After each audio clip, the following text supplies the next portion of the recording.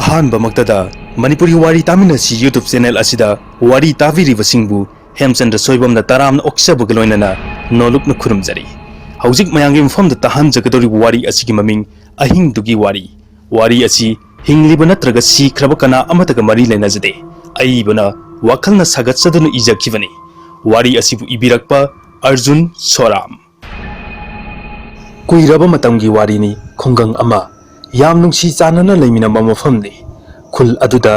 दिनेश थौबा प्रोमिला पौना अमदी हेनबी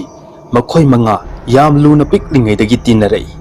नुपाग नुपीगा तिनाबा हाइबसे ओइथोकपा खरना ओइथोअसु अदुम नक्सिनरई मतमना हौखिबना मखोय मंगा क्लास 8 लोरपगी चहीनी नोंगमा लाई हराउबा येंगबा चटली लाई हराउबा हुमनी सुबा नुमितनी नुमित्तो थांग तागी ओइबा थौरम खरसु लाइबुंग कुमहै ओइना पांगथोकपगी नुमित तारमी मखोय मंगा हराव हराव नोअगा लाइबुंग तमना लाई लाइबुंगदुगा मखोय युंगदी खरा लापनै प्रोमिला अमदी हेनबी मबानी मसक अदुम फजै मीना हेक येंगबदा पामबतोई हेनबीदी मसा यामना सोले चिफेट नागले हेनबीदी थौबना पामजै अदुबु फोंदोकपदी ngamjade थौबना हेनबीदा लोना येंगजै नुमिदांग ओइजरबसु इमुंगी अमदी लेकागी मी मखैदी तुंगदा लाई अदुगा मखोय मंगादी ममांगदा चली लाइबुंग हेत यौबगा लाइबोगला थादोपगी मतांग ओइरमी मखोय पुलब मफम चाना फमदुना लाई येंगबा हौरे ngahak leiraga maibina lai sanabagi mataudu ubada henbidi akiba phawi khara kiraga leiringaida henbiga maibiga mit chanarure henbidi amuka hena kire lai sanaba loire aduga thangta amuk haure kumhaido yengba loiraga makhoi punna yumda hale makhoi masen amana amada kumhaidugi matangda wari sanaraga magi apamba phongtoknaduna harau lai lambi ki nakanda lampak ama lei lampak ado yamna sawi kachin thangbadadi lekai dugi mi sibagi potloi fam oi mapam du yaurakpada dinesh na bhut hairaga kanna chensinai henbi di maibi gi mawong du ubadagi masa du kharaga ki baga madi phammaga kappa horei dinesh na phagi tawbani hairaga noi makhoi yum yaure magi yum da changnakre aduga थौबदी हेनबीना चक्किबा येंगजहौई हेनबीसु युम यौबगा तुंबगी फमुंगदा चंगी हेनबीगी फमुंगदुगी मनाक्ता थोंगनाव अमा पाली हेनबीना तुमथबा हौरकपगा थोंगनावदगी नुपी अमना अइबु अमुक्ता कनबियु अइ यामना वारे हाइना नासोन पिकना हाइरई हेनबी ममित खंगसिंग सिंगी करिनो हुजिकिदो कना ओइरजानो असि खल्लगा हेनबीना मागी वखलना ओइरा माले खल्लदुना अमुक तुमथरे ngahak leraga thongnawdo matomta hangdorei aduga nungsit khara kanna silai henbidi nungsit sitpaduda nong chudora male khaladuna thongnaw hangdorokpado lonsilugena haugatlaga thongnaw manakta hek yaubaga thongnaw dugi manakta yumdugina mapanda nupi ama sut kapladuna leirami henbina kanano haina kawi ahanba kaubadadi khumakte henbi numidang oibaga kiba haurakle ngasai maibido amung ningsinglai henbi kibana loire magi phamunglomda mi ama changkhibagi sahum phanglami henbina laithoaga amuk yengi kanasu leiramde thongnaw amuk jengbada nupi du su leiramdre henbi kiraduna mamagi manakta chatlagena matung tapna hallaga thongnaw adumak yengli magi matungdagi henbi gi lengjumda khut amana ta pairei henbina khangprek khangna ima haina khanglawlawi tanja duda henbi gi mamasu chensilakpada henbi gi phamunglomda mamaduna yenglubadadi henbi gi mamado mamit lauthoaga wangang bangamdabi wanthakre henbi gi mamana wanthakibdu henbi na tawramlibu matawdu ahingduda yamna akiba amagi mawongni masam thadoga maibi gi jagoi saraga leirambadu ubda mahaki mamadu khangprek khangbadagi wanthakibani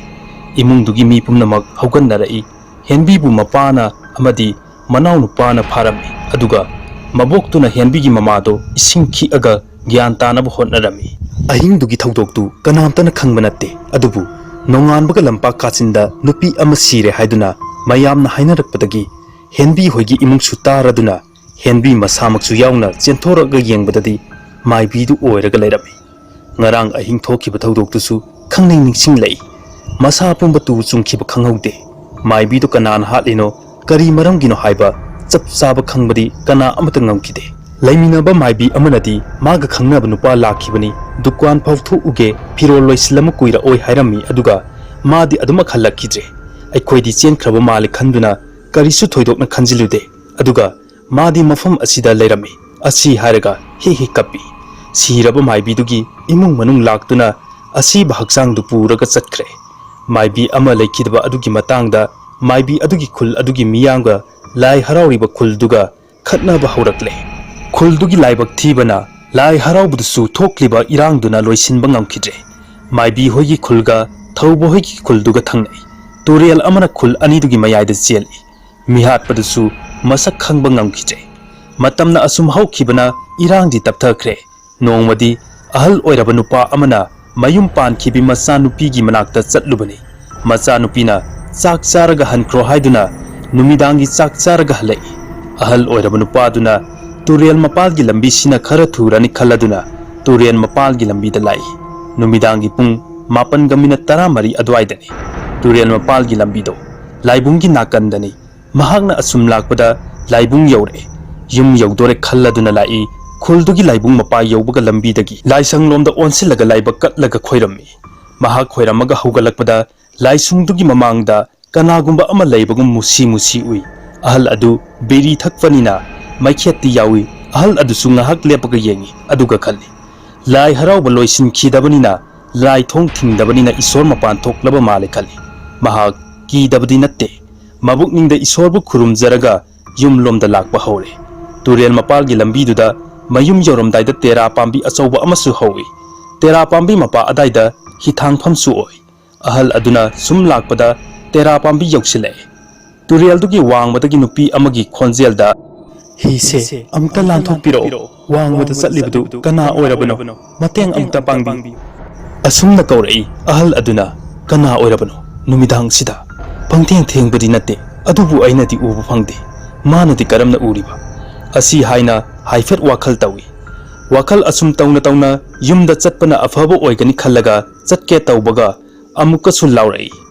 ꯑꯉꯥꯡ ꯑꯄꯤꯛꯄꯁꯨ ꯌꯥꯎꯔꯤ, ꯂꯝꯕꯤ ꯀꯣꯏꯔꯒ ꯂꯥꯛꯄꯗꯣ ꯊꯦꯡꯉꯅꯤ, ꯑꯗꯨꯒꯤꯅꯦ꯫ ꯃꯤꯅꯨꯡꯁꯤ ꯂꯩꯕ ꯄꯨꯛꯆꯦꯜ ꯆꯥꯎꯕ ꯑꯍꯜꯅꯤ꯫ ꯍꯤꯗꯨꯗ ꯀꯨꯝꯊꯔꯒ ꯂꯥꯛꯑꯦ ꯍꯥꯏꯅ ꯈꯨꯝꯂꯒ ꯍꯤꯗꯨ ꯍꯣꯜꯂꯝꯃꯤ꯫ ꯍꯤ ꯑꯗꯨ ꯇꯨꯔꯦꯜ ꯋꯥꯡꯃ ꯌꯧꯔꯝꯗꯥꯏꯗ ꯑꯍꯜ ꯑꯗꯨꯅ ꯌꯦꯡꯕꯗꯗꯤ ꯀꯅꯥꯁꯨ ꯂꯩꯕ ꯎꯔꯝꯗꯦ꯫ ꯅꯨꯃꯤꯗꯥꯡꯅꯤꯅ ꯃꯝꯕꯁꯤꯗ ꯎꯗꯕ ꯑꯣꯏꯔꯕꯣꯏ ꯈꯟꯗꯨꯅ ꯁꯨꯝ ꯍꯤꯗꯨ ꯍꯣꯟꯖꯤꯜꯂꯤ, ꯑꯗꯨꯒ ꯀꯧꯏ, ꯍꯣꯏ ꯏꯕꯦꯝꯃ, ꯑꯩ ꯌꯧꯔꯛꯑꯦ꯫ ꯑꯗꯨꯕꯨ ꯀꯅꯥꯁꯨ ꯂꯩꯕ ꯎꯗꯦ꯫ ꯃꯁꯤꯗꯤ ꯃꯑꯣꯡ ꯑꯃꯅꯤ ꯈꯟꯗꯨꯅ ꯍꯤꯗꯨ ꯑꯃꯨꯛ ꯍꯜꯂꯒ ꯍꯣꯟꯕ ꯍꯧꯔꯛꯄꯒ ꯏꯌꯥꯏꯗ ꯍꯤꯗꯨ ꯆꯞ ꯂꯦꯞꯈ꯭ꯔꯦ꯫ ꯑꯍꯜ ꯑꯗꯨꯅ ꯉꯁꯤꯗꯤ ꯃꯥꯒꯤ ꯑꯔꯣꯏꯕ ꯑꯣꯏꯔꯕ ꯃꯥꯜꯂꯦ ꯈꯟꯖꯔꯦ꯫ ꯃꯩꯈꯦꯠꯇꯨ ꯈꯪꯅꯤꯡ ꯅꯤꯡꯁꯤꯡꯉꯛꯏ꯫ ꯃꯩꯈꯦꯠꯇꯨ ꯄꯨꯊꯣꯛꯑꯒ ꯈꯦꯠꯄꯗ ꯍꯤꯗꯨ ꯍꯥꯏꯕ ꯍꯧꯔꯛꯏ꯫ ꯈꯪꯍꯧꯗꯅ ꯃꯩꯈꯦꯠꯇꯨꯁꯨ ꯏꯁꯤꯡꯗ ꯇꯥꯊꯣꯛꯈ꯭ꯔꯦ꯫ ꯑꯍꯜ ꯑꯗꯨꯅ ꯀꯅꯥ ꯀꯅꯥ ꯂꯩꯕꯒꯦ, ꯑꯩꯕꯨ ꯑꯃꯨꯛꯇ ꯀꯟꯕꯤꯌꯨ ꯍꯥꯏꯅ ꯍꯟꯖꯤꯟ ꯍꯟꯖꯤन ꯂꯥꯎꯕꯗ ꯀꯅꯥꯁꯨ ꯈꯨꯝꯕꯤꯔꯛꯇ꯭ꯔꯦ꯫ ꯍꯤꯗꯨ ꯇꯞꯅ ꯂꯨꯞꯊꯈ꯭ꯔꯦ꯫ ꯑꯍꯜ ꯑꯗꯨꯁꯨ ꯏꯔꯣꯏꯕꯗꯤ ꯍꯩ, ꯑꯗꯨꯕु ꯃꯁꯥ ꯄꯨꯝꯕ ꯐꯥꯖꯤꯟꯕꯒꯨꯝ ꯂꯦꯡꯕꯗꯤ ꯉꯝꯂꯝꯗꯦ꯫ ꯃꯤꯀꯨꯞꯇꯨꯗ ꯑꯍꯜꯗꯨꯒꯤ ꯑꯔꯣꯏꯕ ꯑꯣꯏꯈꯤ꯫ ꯑꯍꯜꯗꯣ ꯌꯨꯝꯗ ꯍꯜꯂꯛꯇꯕꯒꯤ ꯃꯤꯌꯥꯝ ꯆꯪꯗꯨꯅ ꯊꯤꯅꯔꯦ, ꯐꯪꯕ ꯉꯝꯈꯤꯗ꯭ꯔꯦ꯫ ꯅꯣꯡꯃ ꯅꯣꯡꯃꯒꯤ ꯃꯐꯝ ꯈꯪꯗꯅ ꯃꯤ ꯃꯥꯡꯈꯤꯕ ꯇꯣꯏꯔꯛꯂꯦ꯫ ꯈꯨꯜꯗꯨꯒꯤ ꯊꯦꯡꯅ ꯌꯨꯝꯗ ꯍꯜꯂꯛꯄ ꯃꯤ ꯈꯔꯗꯤ ꯂꯥꯏꯕꯨꯡ ꯃꯅꯥꯛꯇ ꯃꯤꯅ ꯀꯞꯄꯒꯤ ꯈꯣꯟꯖꯦꯜ ꯇꯥꯕꯁꯨ ꯌꯥꯎꯔꯝꯃꯤ, ꯑꯗꯨꯒ ꯃꯤ ꯈꯔꯅꯁꯨ ꯑꯀꯤꯕ ꯃꯑꯣꯡ ꯊꯦꯡꯅꯕꯁꯨ ꯌꯥꯎꯔꯝꯃꯤ꯫ ꯈꯨꯜꯗꯨꯒꯤ ꯃꯤ ꯄꯨꯝꯅꯃꯛ ꯀꯤꯔꯗꯨꯅ ꯅꯨꯃꯤꯠ ꯇꯥꯕꯒ ꯃꯄꯥꯟ ꯊꯣꯛꯅꯗ꯭ꯔꯦ, ꯇꯨꯔꯦꯜꯁꯨ ꯀꯨꯝꯅꯗ꯭ꯔꯦ꯫ ꯍꯦꯟꯕꯤꯒꯤ ꯃꯃꯥꯗꯤ ꯇꯨꯔꯦꯜꯗ ꯏꯟ ꯆꯤꯡꯕ ꯌꯥꯝꯅ ꯄꯥꯝꯖꯩ꯫ ꯍꯦꯟꯕꯤ ꯍꯣꯏꯒꯤ ꯏꯃꯨꯡꯁꯨ ꯋꯥꯔꯤ ꯄꯨꯝꯕ ꯇꯥꯔꯕꯅꯤ, ꯈꯪꯉꯕꯅꯤ꯫ ꯑꯗꯨꯕꯨ ꯍꯦꯟꯕꯤꯒꯤ ꯃꯃꯥꯗꯤ ꯇꯨꯔꯦꯜꯅ ꯀꯧꯕꯒꯨꯝ ꯃꯁꯥꯗꯨ ꯇꯨꯔꯦꯜꯗ ꯆꯠꯅꯤꯡꯕꯅ ꯍꯦꯟꯈꯤꯕꯅ ꯏꯟ ꯆꯤꯡꯕ ꯇꯨꯔꯦꯜꯗ ꯀꯨꯝꯈ꯭ꯔꯦ꯫ ꯍꯦꯟꯕꯤꯒꯤ ꯃꯃꯥꯅ ꯇꯨꯔꯦꯜꯗ ꯆꯠꯈꯤꯕꯗꯨꯁꯨ ꯀꯅꯥꯁꯨ ꯈꯪꯍꯧꯗ꯭ꯔꯦ꯫ ꯅꯨꯃꯤꯗꯥꯡ ꯋꯥꯏꯔꯝ ꯑꯗꯨꯋꯥꯏꯗꯗꯤ ꯉꯥ ꯌꯥꯝꯅ ꯐꯥꯔꯝꯃꯤ꯫ ꯏꯟ ꯁꯨꯝ ꯆꯤꯡꯂꯒ ꯂꯩꯔꯤꯉꯩꯗ ꯏꯁꯤꯡꯗꯨꯒꯤ ꯏꯌꯥꯏꯗ ꯃꯈꯣꯜ ꯑꯆꯧꯕ ꯑꯃ ꯇꯥꯈꯤ꯫ ꯉꯥ ꯑꯆꯧꯕ ꯑꯣꯜꯂꯦ ꯈꯟꯗꯨꯅ ꯃꯥꯒꯤ ꯏꯟꯗ ꯆꯪꯅꯕ ꯈꯟꯖꯔꯝꯃꯤ꯫ ꯅꯨꯃꯤꯗꯥꯡ ꯋꯥꯏꯔꯝꯗꯒꯤ ꯇꯨꯔꯦꯜ ꯀꯨꯝꯃꯛꯄꯗꯣ ꯊꯦꯡꯖꯤꯜꯂꯛꯂꯦ꯫ ꯄꯨꯡ 9ꯃꯨꯛ ꯇꯥꯕ ꯑꯗꯨꯋꯥꯏꯗꯅꯤ꯫ ꯅꯨꯡꯁꯤꯠꯁꯨ ꯂꯤꯔꯤ ꯂꯤꯔꯤ ꯁꯤꯠꯂꯤ꯫ ꯍꯦꯟꯕꯤꯒꯤ ꯃꯃꯥꯗꯤ ꯌꯥꯝꯅ ꯅꯨꯡꯉꯥꯏꯕ ꯍꯥꯏꯕꯗꯨ ꯑꯣꯏꯈ꯭ꯔꯦ꯫ ꯋꯥꯈꯜ ꯅꯨꯡꯉꯥꯏꯅ ꯏꯟ ꯁꯣꯜꯂꯤꯉꯩꯗ ꯈꯔ ꯂꯥꯞꯅ ꯂꯥꯏ ꯍꯔꯥꯎꯕꯒꯤ ꯃꯈꯣꯜ ꯇꯥꯔꯛꯏ꯫ ꯅꯥꯀꯟꯗ ꯋꯥ ꯈꯔ ꯁꯣꯡꯅ ꯍꯧꯏ꯫ ꯋꯥ ꯃꯔꯛꯇꯨꯗ ꯁꯣꯔꯣ ꯁꯣꯔꯣ ꯂꯦꯡꯉꯛꯏ꯫ ꯐꯠ ꯑꯣꯟꯊꯣꯛꯑꯒ ꯌꯦꯡꯕꯗ ꯂꯦꯡꯕꯗꯣ ꯐꯈ꯭ꯔꯦ꯫ ꯑꯃꯨꯛꯀꯁꯨ ꯁꯣꯔꯣ ꯁꯣꯔꯣ ꯂꯦꯡꯉꯛꯏ꯫ ꯍꯦꯟꯕꯤꯒꯤ ꯃꯃꯥꯗꯨꯅ ꯀꯔꯤ ꯑꯣꯏꯔꯕꯅꯣ ꯈꯟꯗꯨꯅ ꯁꯤ ꯍꯥꯏꯗꯨꯅ ꯇꯥꯜꯂꯤ꯫ ꯉꯥꯏꯍꯥꯛ ꯂꯩꯔꯒ ꯑꯀꯤꯕꯒꯤ ꯃꯁꯛꯅꯤ, ꯋꯥ ꯈꯨꯗꯤꯡꯃꯛ ꯐꯦꯔꯦ ꯐꯦꯔꯦ ꯍꯥꯏꯔꯛꯏ꯫ ꯍꯦꯟꯕꯤꯒꯤ ꯃꯃꯥ ꯀꯤꯔꯗꯨꯅ ꯃꯇꯨꯡ ꯍꯜꯂꯤ꯫ ꯇꯨꯡꯂꯣꯝꯗꯒꯤ ꯂꯦꯡꯖꯨꯝꯗ ꯇꯥꯞ ꯄꯥꯏꯔꯛꯏ꯫ ꯍꯦꯟꯕꯤꯅ, ꯀꯩꯅꯣ ꯏꯃꯥꯅ ꯇꯧꯔꯤꯁꯦ ꯃꯇꯝ ꯐꯠꯇꯦ ꯈꯪꯉꯤ ꯅꯠꯇ꯭ꯔꯣ ꯆꯥꯛ ꯂꯣꯏꯔ ꯆꯥꯔꯁꯤꯅ ꯇꯧꯕꯗ ꯏꯃꯥꯗꯤ ꯂꯩꯔꯝꯗꯦꯅ ꯄꯥꯕꯨꯡꯒ ꯏꯕꯥꯅꯤꯅ ꯊꯤꯔꯛꯏꯅꯤ ꯑꯗꯨꯒꯗꯤ ꯏꯟ ꯆꯤꯡꯉꯒ ꯂꯩꯔꯝꯃꯤꯅꯦ ꯍꯦꯟꯕꯤꯒꯤ ꯃꯄꯥꯅ ꯃꯃꯥꯕꯨ ꯆꯩꯔꯒ ꯄꯨꯟꯅ ꯌꯨꯝꯗ ꯍꯟꯃꯤꯟꯅꯔꯛꯏ ꯍꯦꯟꯕꯤꯒꯤ ꯃꯃꯥꯗꯨꯅ ꯊꯣꯛꯈꯤꯕ ꯊꯧꯗꯣꯛꯇꯨ ꯃꯄꯥꯗ ꯂꯤꯔꯨꯕꯗ ꯍꯦꯟꯅ ꯆꯩꯔꯛꯀꯅꯤ ꯀꯤꯖꯕꯗꯒꯤ ꯀꯅꯥꯗꯁꯨ ꯍꯥꯏꯗꯣꯛꯇ꯭ꯔꯦ ꯅꯨꯃꯤꯠꯇꯨꯃ ꯍꯧꯈ꯭ꯔꯦ ꯅꯣꯡꯉꯥꯜꯂꯛꯄꯗ ꯈꯨꯜꯗꯨꯒꯤ ꯃꯌꯥꯏ ꯂꯩꯀꯥꯏꯗꯒꯤ ꯄꯥꯈꯪ ꯃꯆꯥ ꯑꯃ ꯏꯁꯤꯡꯗ ꯇꯥꯔꯒ ꯁꯤꯔꯦ ꯍꯥꯏꯗꯨꯅ ꯋꯥ ꯋꯥ ꯂꯥꯎꯅꯔꯛꯏ ꯈꯨꯜꯗꯨꯒꯤ ꯑꯍꯜ ꯄꯨꯝꯅꯃꯛ ꯄꯨꯜꯂꯒ ꯑꯁꯨꯝꯅ ꯍꯥꯏꯔꯛꯏ ꯅꯨꯃꯤꯠ ꯑꯐꯕ ꯑꯃ ꯌꯦꯡꯂꯒ ꯂꯥꯏ ꯑꯃꯨꯛ ꯍꯔꯥꯎꯔꯁꯦ ꯍꯥꯏꯅꯔꯦ ꯃꯤ ꯑꯇꯩꯁꯨ ꯌꯥꯅꯔꯦ ꯈꯨꯜꯗꯨꯒꯤ ꯂꯥꯏ ꯍꯔꯥꯎꯕ ꯑꯃꯨꯛ ꯍꯧꯔꯛꯑꯦ ꯂꯥꯏꯔꯣꯏ ꯅꯨꯃꯤꯠ ꯌꯧꯔꯛꯂꯦ ꯂꯥꯏꯔꯣꯏ ꯅꯨꯃꯤꯠꯇꯨꯗꯤ ꯗꯤꯅꯦꯁ ꯄꯥꯎꯅꯥ ꯑꯃꯗꯤ ꯊꯧꯕ ꯃꯈꯣꯏ ꯑꯍꯨꯝ ꯂꯥꯏꯔꯣꯏ ꯌꯦꯡꯉꯨꯁꯤ ꯍꯥꯏꯅꯔꯒ ꯅꯨꯃꯤꯗꯥꯡꯒꯤ ꯆꯥꯛ ꯆꯥꯕ ꯂꯣꯏꯔꯕ ꯃꯇꯨꯡꯗ ꯃꯈꯣꯏ ꯑꯍꯨꯝ ꯅꯣꯛ ꯅꯣꯛꯑꯒ ꯋꯥꯔꯤ ꯁꯥꯟꯅꯔꯒ ꯂꯥꯏꯔꯣꯏ ꯌꯦꯡꯕ ꯂꯥꯛꯄ ꯍꯧꯔꯛꯑꯦ ꯗꯤꯅꯦꯁꯇꯤ ꯐꯥꯒꯤ ꯌꯥꯝ ꯇꯧꯒꯜꯂꯤ ꯃꯤꯅ ꯈꯪꯕ ꯀꯤꯕ ꯎꯔꯒ ꯃꯥꯒꯤꯗꯤ ꯅꯨꯡꯉꯥꯏꯖꯕꯤꯅꯤ ꯃꯈꯣꯏ ꯑꯍꯨꯝ ꯁꯨꯝ ꯂꯥꯛꯄꯗ ꯄꯥꯎꯅꯥꯅ ꯊꯧꯕꯗ ꯍꯧꯔꯦꯟ ꯂꯣꯏꯕ ꯐꯥꯎ ꯌꯦꯡꯖꯦ ꯍꯥꯏꯅ ꯍꯪꯉꯒ ꯗꯤꯅꯦꯁꯇ ꯑꯃꯨꯛ ꯌꯦꯡꯉꯛꯄꯗ ꯗꯤꯅꯦꯁꯇꯤ ꯌꯥꯎꯔꯝꯗ꯭ꯔꯦ ꯄꯥꯎꯅꯥꯅ ꯇꯨꯡꯂꯣꯝꯗ ꯂꯩꯕ꯭ꯔꯥ ꯍꯥꯏꯅ ꯌꯦꯡꯕꯗ ꯗꯤꯅꯦꯁ ꯆꯞ ꯌꯨꯡꯅ ꯂꯦꯞꯄꯒ ꯂꯩꯔꯝꯃꯤ ꯄꯥꯎꯅꯥꯅ ꯀꯩꯅꯣ ꯇꯧꯔꯤꯗꯨꯅ ꯀꯩꯗꯧꯔꯒꯦ ꯐꯥꯒꯤ ꯃꯇꯥꯡ ꯆꯥꯗꯦ ꯆꯠꯂꯁꯤ ꯂꯥꯛꯑꯣ ꯑꯁꯤ ꯍꯥꯏꯔꯨꯕꯗ ꯗꯤꯅꯦꯁ ꯈꯨꯗꯣꯝꯕꯤ ꯊꯤꯜꯂꯒ ꯑꯥꯗ ꯀꯅꯥꯅꯣꯝꯃ ꯂꯦꯞꯄꯤꯁꯤ ꯌꯦꯡꯉꯣ ꯄꯥꯎꯅꯥ ꯑꯃꯗꯤ ꯊꯧꯕ ꯃꯕꯥꯅꯤꯅ ꯌꯦꯡꯉꯨꯕꯗ ꯀꯅꯥꯁꯨ ꯂꯩꯕ ꯎꯗꯦ ꯗꯤꯅꯦꯁꯀꯤ ꯃꯑꯣꯡꯗꯨꯗ ꯄꯥꯎꯅꯥꯗꯤ ꯈꯔ ꯀꯤꯕ ꯍꯧꯔꯛꯂꯦ ꯗꯤꯅꯦꯁꯅ ꯈꯨꯗꯣꯝꯕꯤ ꯊꯤꯜꯂꯤꯕ ꯃꯐꯝꯗꯨ ꯃꯥꯏꯕꯤꯗꯨꯅ ꯁꯤꯈꯤꯕ ꯃꯐꯝꯗꯨꯗꯅꯤ ꯅꯨꯄꯥ ꯃꯆꯥ ꯑꯣꯏꯕꯒꯤ ꯍꯧꯅꯕꯤ ꯊꯧꯕꯅ ꯚꯨꯠꯇꯨꯕꯨ ꯀꯗꯥꯏꯗꯅꯣꯅꯦ ꯐꯨꯒꯥꯏꯒꯦꯅꯦ ꯊꯧꯕꯒꯤ ꯋꯥꯍꯩꯗꯨ ꯇꯥꯕꯗ ꯄꯥꯎꯅꯥꯁꯨ ꯀꯤꯕ ꯈꯤꯇꯪ ꯐꯩ ꯗꯤꯅꯦꯁꯅ ꯃꯥꯏꯕꯤ ꯅꯨꯄꯤꯗꯨꯅꯤ ꯍꯥꯏꯅ ꯐꯥꯒꯤ ꯇꯧꯔꯝꯃꯒ ꯀꯟꯅ ꯆꯦꯟꯈꯤ ꯗꯤꯅꯦꯁꯅ ꯀꯟꯅ ꯆꯦꯟꯕꯗꯨꯗ ꯄꯥꯎꯅꯥꯗꯤ ꯈꯔ ꯀꯤꯕꯅꯤꯅ ꯆꯦꯟꯒꯦ ꯇꯧꯏ ꯊꯧꯕꯅ ꯅꯪꯁꯨ ꯀꯤꯔꯤꯔꯣ ꯑꯁꯤ ꯍꯥꯏꯔꯒ ꯅꯣꯛꯁꯤꯜꯂꯛꯏ ꯊꯧꯕ ꯑꯃꯗꯤ ꯄꯥꯎꯅꯥ ꯃꯕꯥꯅꯤꯅ ꯑꯁꯨꯝ ꯂꯥꯛꯄꯗ ꯗꯤꯅꯦꯁꯇꯤ ꯊꯦꯡꯅꯗ꯭ꯔꯦ ꯊꯧꯕꯅ ꯂꯥꯏꯕꯨꯡꯗ ꯃꯥꯅ ꯍꯥꯟꯅ ꯌꯧꯅꯕ ꯆꯦꯜꯂꯤ ꯑꯣꯏꯔꯝꯅꯤ ꯑꯁꯤ ꯍꯥꯏꯔꯒ ꯃꯕꯥꯅꯤ ꯂꯥꯏꯕꯨꯡ ꯇꯝꯅ ꯂꯥꯛꯏ ꯂꯥꯏꯕꯨꯡ ꯌꯧꯕꯒ ꯗꯤꯅꯦꯁ ꯀꯥꯏꯗ ꯂꯩ ꯌꯦꯡꯕꯗ ꯎꯈꯤꯗ꯭ꯔꯦ ꯃꯕꯥꯅꯤꯅ ꯀꯣꯏꯆꯠ ꯆꯠꯂꯒ ꯑꯁꯨꯝ ꯊꯤꯔꯛꯄꯗ ꯇꯨꯡꯗꯒꯤ ꯌꯥ ꯍꯥꯏꯅ ꯂꯥꯎꯔꯛꯏ ꯃꯗꯨꯗꯒꯤ ꯃꯈꯣꯏ ꯑꯍꯨꯝ ꯂꯥꯏ ꯂꯣꯏꯕ ꯐꯥꯎꯕ ꯌꯦꯡꯖꯦ ꯍꯥꯏꯅꯔꯒ ꯌꯦꯡꯕ ꯍꯧꯔꯦ ꯑꯁꯨꯝꯅ ꯂꯥꯏ ꯌꯦꯡꯕ ꯂꯣꯏꯔꯗꯨꯅ ꯃꯈꯣꯏ ꯑꯍꯨꯝꯁꯨ ꯌꯨꯝꯗ ꯍꯜꯂꯛꯑꯦ ꯂꯥꯏ ꯅꯨꯄꯤ ꯊꯤꯕꯒꯤ ꯃꯇꯥꯡꯗꯨ ꯄꯥꯎꯅꯥꯅ ꯌꯥꯝꯅ ꯀꯤ ꯍꯥꯏꯔꯛꯏ ꯗꯤꯅꯦꯁꯅ ꯑꯗꯨꯒꯤ ꯅꯨꯄꯤꯗꯣ ꯅꯇꯨꯡꯗ ꯂꯩꯔꯦ ꯄꯥꯎꯅꯥ ꯐꯠ ꯑꯣꯟꯊꯣꯛꯏ ꯊꯧꯕꯒ ꯗꯤꯅꯦꯁꯀꯅ ꯅꯣꯛꯑꯒ ꯑꯗꯨꯛ ꯌꯥꯝ ꯀꯤꯒꯜꯂꯤꯕ ꯅꯨꯄꯥꯅꯕꯣ ꯃꯈꯣꯏ ꯑꯍꯨꯝ ꯁꯨꯝ ꯂꯥꯛꯄꯗ ꯄꯥꯎꯅꯥꯅ ꯃꯌꯥꯏ ꯊꯪꯉꯤ ꯃꯈꯣꯏ ꯑꯍꯨꯝ ꯍꯜꯂꯛꯂꯤꯕ ꯃꯇꯝꯁꯤ ꯑꯍꯤꯡꯒꯤ ꯄꯨꯡ 1:45 ꯇꯥꯕ ꯃꯇꯝꯅꯤ इखंग खंगौदना दिनेश करिगुंबा अमदा पल्लगा तुसिल्ली दिनेशना करिनो हायना येंगबदा करिसु लेरमदे ngahak दिनेश वखल तवी दिनेशना तुबा मतम अदुमक्तदा थौबसु तुंगदगी कन्ना इलक्पगुम मसादो खंगचेन चेली ओंथोगा येंगबदसु कनासु लेते पौना कीना सावबा होरई नबानी किजे याम कीना बतौनिंब्रा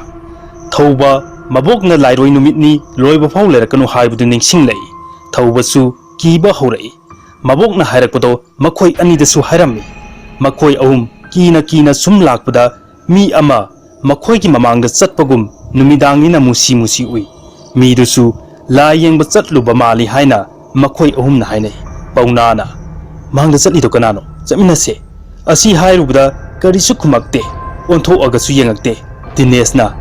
मना पंगजालो अदुगा थौबना अमु कौगे तौबगा लंबीदुगी ओयरोम थंगबा नाकलगी खरा सुक्पा थोंगाल अमदा चंखिबगुम तौई अहलसिंगना हनुबी थोकपा मफमनी हायदुना यामना किनाबा मफमनी मखोय अहुमना खरा यांगना खोंगलै थुना yum यौनबा लाकपदा ngasai moigi mamangda mi manba amana changkhiba mafamdu yaure haujikti makhoina ubadadi mafamdu thongal oiramdre makoi ahum bhutni haiba khangle kina asum lakpada tunglomdagi mi amana chaina khangbagi khonjel tarai thauba dinesh kana onthorakpada paunadi tusillaga leirami thauba amadi dinesh mabani na sokpra haina hangaga makhut paraga chingkhatpada paunagi tungdagiju sokpra haina hairai paunasu dinesh oirabai khanduna sokte da hairaga haugatli aduga paunana tu sinbagi motpata kanthokpada tungi kanthokpagi haifat chengbada dinesh lepaga adumak lei phattaba kanthokpa loiraga chatpa howi mangda thaubaga dinesh ka chatli tung oiramna pauna chatli paunagi tungdagi phattaba pa yengai kho kanthokpigi hairai paunana kadaida pa ino hairaga onthorakpada dinesh na sida pa etu asi hairaga khudom bithilai थौबगा दिनेश कना पौना चसे लाओ पौनासु तुंगदा लाकलिबदु दिनेश नि खल्लगा चसे लाओ असि हायरगा खरा चेलै Paunana Dinesh ubada tung onthoga amuk yengi kanasu leiramde Paunana Dinesh ta nang tungda lahudaine Paunagi wahaiduda thaubasu Paunana khudombina thiliba maikaiduda yengi aduga thaubaga Paunagana Dinesh ki maikaida amuk yengi Dinesh ti mabani gi manakta leiramdre mamanglomdagi Dinesh na kaidoroge sasalao thaubaga Paunaga mafamduda chap lepaga mabani na Dinesh ta khudombina thilli adubu Dinesh ti makhoi anina mangonda khudombina thillibadu numidangi matam oibana kari sukhangde Dinesh amuk hallaga mabani gi manakta changakpada Dinesh su ure man hana lepamba mafamduda nupi ama lepaga leibadu madudagi makhoi ahum mafang khangdana chenare labuklomda Pauna chenthakre lampaklomda Dinesh chenkre aduga laibunglomda na thauba chenkre Dinesh na sum chelakpada manakta Pauna na siyorati karisu tawraroi Dinesh na amu nangsu somda chelakpro asi harga wa makha tarai Dinesh na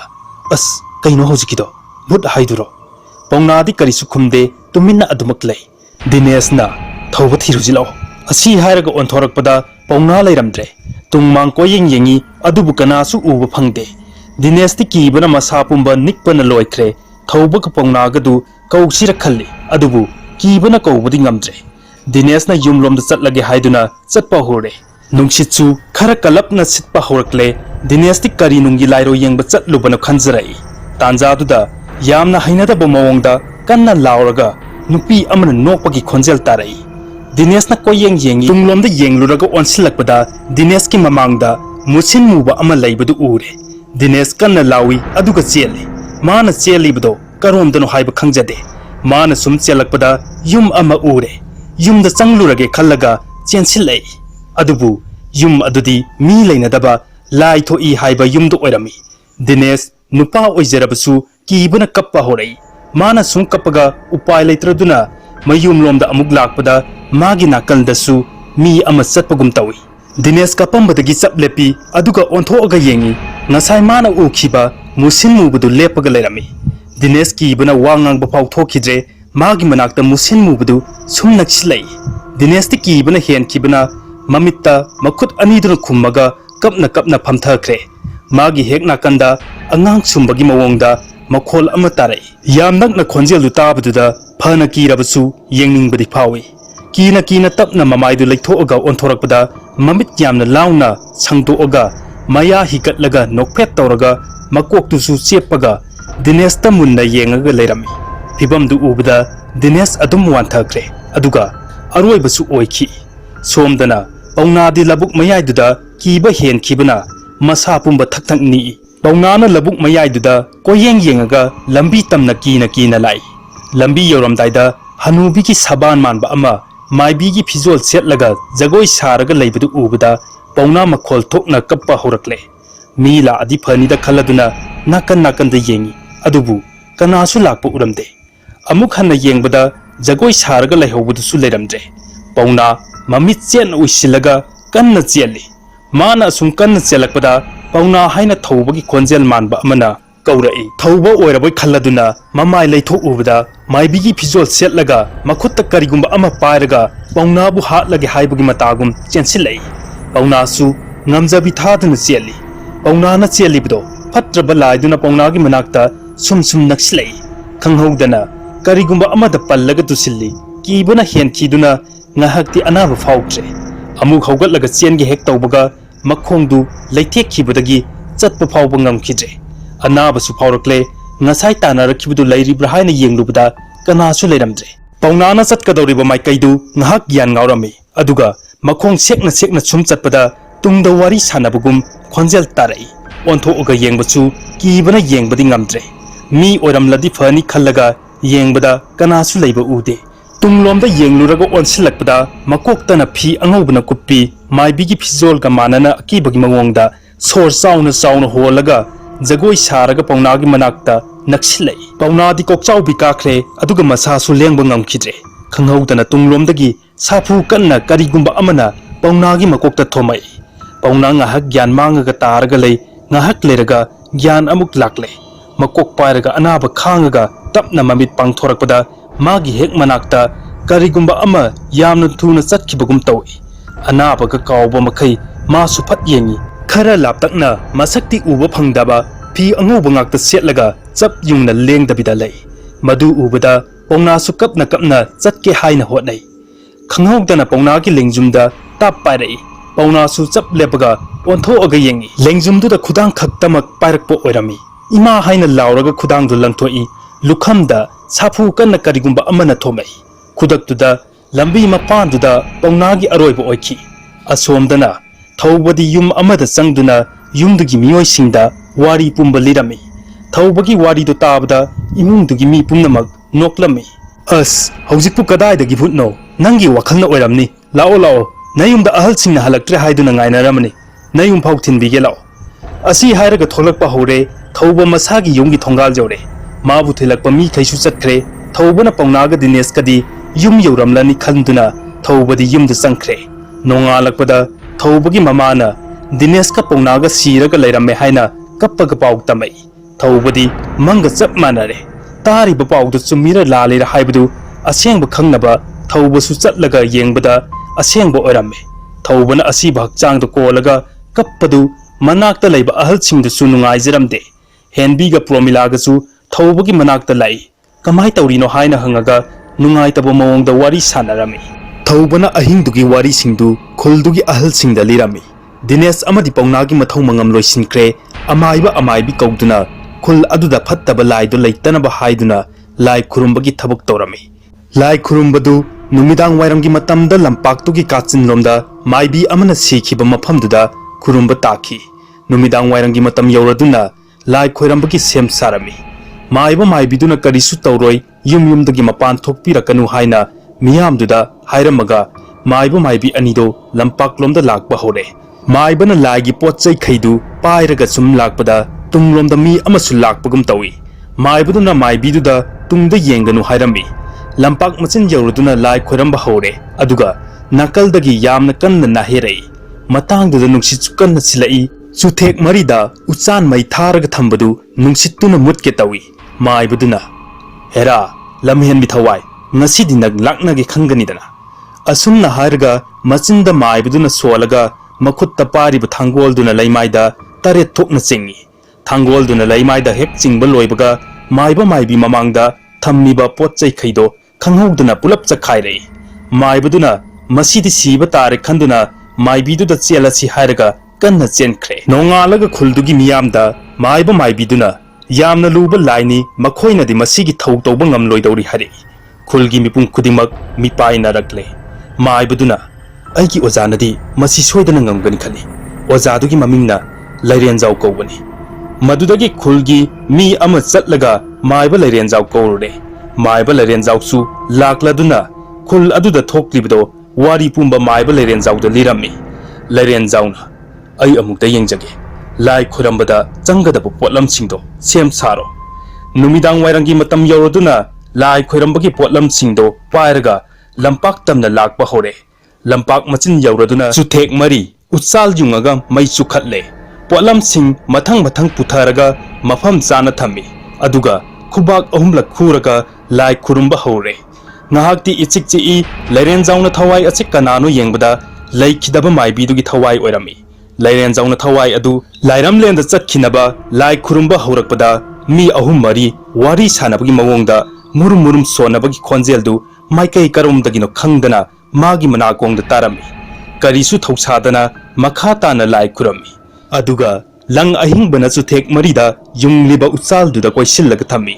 maikai khuding hui kapagi makholna nilami Lairenjauna machinda cholaga laimaida thangolduna tare thokna chingbaga yamna kanna nupi amagi khonjelda ima haina laurei aduga amuk hainadaba mawongda noglei tawriba singdu tadaba saduna akiba khangaga leptana lai khurami saptra tawdi asum henjilai Lairenjaugi hek nakanda nupi ama phamtharei aduga marai sangna tingthoaga mamit lauthoaga Lairenjauda munna yenglei Lairenjausu tawriba mawongdu khangdaba sai masadi humangna loirabani Lairenjauna magi khawdagi saruna saba mi ama puthorei matangduda kanna sauraga sor chauna honbagi khonjel amuk tarei aduga thawaiduna Lairenjaugi mangak metlagi haiduna yamna akiba saktamda sor chauna holaga changchilakpada lang ahingbana koiraga leibanina ꯀꯔꯤꯁꯨ ꯇꯧꯕ ꯉꯝꯈꯤꯗ꯭ꯔꯦ ꯂꯩꯔꯦꯟꯖꯥꯎ ꯍꯥꯠꯅꯕ ꯊꯋꯥꯏꯗꯨꯅ ꯀꯟꯅ ꯍꯣꯠꯅꯩ ꯑꯗꯨꯕꯨ ꯂꯩꯔꯦꯟꯖꯥꯎꯅ ꯉꯝꯗꯨꯅ ꯊꯋꯥꯏꯗꯨꯅ ꯀꯔꯤꯁꯨ ꯇꯧꯕ ꯉꯝꯈꯤꯗ꯭ꯔꯦ ꯆꯔꯨꯅ ꯁꯥꯕ ꯃꯤꯗꯨ ꯂꯩꯔꯦꯟꯖꯥꯎꯅ ꯃꯆꯤꯟꯗ ꯆꯣꯜꯂꯒ ꯃꯩ ꯊꯥꯈ꯭ꯔꯦ ꯍꯨꯏ ꯀꯞꯄꯁꯨ ꯂꯦꯞꯈ꯭ꯔꯦ ꯉꯍꯥꯛꯇꯤ ꯏꯆꯤꯛ ꯆꯤꯛꯏ ꯂꯥꯏ ꯈꯨꯔꯨꯝꯕꯁꯨ ꯂꯣꯏꯈ꯭ꯔꯦ ꯑꯗꯨꯒ ꯊꯧꯕꯗꯤ ꯃꯔꯥꯏꯕꯛ ꯐꯕꯗꯒꯤ ꯍꯤꯡꯍꯧꯔꯦ ꯑꯁꯨꯝꯅ ꯈꯨꯜ ꯑꯗꯨꯁꯨ ꯀꯔꯤꯁꯨ ꯇꯧꯈꯤꯗ꯭ꯔꯦ ꯃꯗꯨꯗꯒꯤ ꯈꯨꯜ ꯑꯗꯨ ꯅꯨꯡꯉꯥꯏꯅ ꯍꯥꯟꯅꯒꯨꯝ ꯏꯪꯅ ꯆꯤꯛꯅ ꯅꯨꯡꯁꯤꯅ ꯄꯥꯟꯈꯤ ꯃꯇꯥꯡꯁꯤꯗ ꯇꯥꯍꯟꯖꯔꯤꯕ ꯋꯥꯔꯤ ꯑꯁꯤ ꯂꯣꯏꯁꯤꯟꯖꯔꯦ ꯋꯥꯔꯤ ꯑꯁꯤ ꯄꯥꯊꯣꯛꯆꯕ ꯃꯇꯝꯗ ꯁꯣꯏꯈꯤ ꯂꯥꯟꯈꯤꯕ ꯌꯥꯎꯔꯕꯁꯨ ꯇꯥꯕꯤꯔꯤꯕ ꯄꯨꯝꯅꯃꯛꯅ ꯉꯥꯛꯄꯤꯌꯨ ꯍꯥꯏꯖꯕꯒ ꯂꯣꯏꯅꯅ ꯍꯦꯝꯆꯟꯗ꯭ꯔ ꯁꯣꯏꯕꯝꯅ ꯑꯃꯨꯛꯀ ꯍꯟꯅ ꯈꯨꯔꯨꯝꯖꯔꯤ